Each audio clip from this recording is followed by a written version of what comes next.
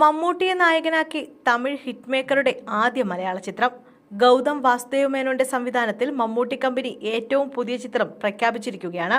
Mammootty company നിർമ്മിക്കുന്ന 6ാമത്തെ ചിത്രമാണിത്.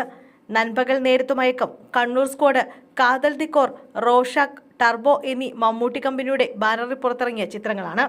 സിനിമയിൽ മമ്മൂട്ടിയുടെ നായികയായി സൂപ്പർ താരം നയൻതാര എത്തുമെന്നാണ് പുറത്തുവരുന്ന റിപ്പോർട്ടുകൾ. എന്നാൽ ഇപ്പോഴും സ്ഥിരീകരിച്ചിട്ടില്ല. പുതിയ ചിത്രത്തിൽ നയൻതാര നായികയായി എത്തുകയാണെങ്കിൽ നയൻതാരയും മമ്മൂട്ടിയും ഒന്നിച്ച് അഭിനയിക്കുന്ന 5ാമത്തെ സിനിമയാവും ഇത്. ഇതിനു മുമ്പ് രാപ്പകൽ, തസ്കരവീരൻ, പുതിയ നിയമം, ഭാസ്കർ ദി റാസ്കൽ എന്നീ സിനിമകളിലാണ് ഇരുവരും ഒരുമിച്ച് അഭിനയിച്ചിട്ടുള്ളത്. അതേസമയം മമ്മൂട്ടി നായകനായി എത്തിയ അവസാന ചിത്രം ടർബോ ആയിരുന്നു. വൈശാഖ് സംവിധാനം ചെയ്ത ചിത്രം ബോക്സ് ഓഫീസിൽ വൻ വിജയം നേടിയിരുന്നു. മറുഭാഗത്ത് നയൻതാരയുടെ അവസാന ചിത്രം അന്നപൂർണിയാണ്. ബ്രാഹ്മണ കുടുംബത്തിൽ നിന്നും ഒരു ഷെഫാവാൻ ആഗ്രഹിക്കുന്ന അന്നപൂർണി എന്ന കഥാപാത്രമായിരുന്നു നീലേഷ് കൃഷ്ണ സംവിധാനം ചെയ്ത ഈ ചിത്രത്തിൽ നയൻതാര പ്രേക്ഷകർക്ക് മുന്നിൽ അവതരിപ്പിച്ചത്.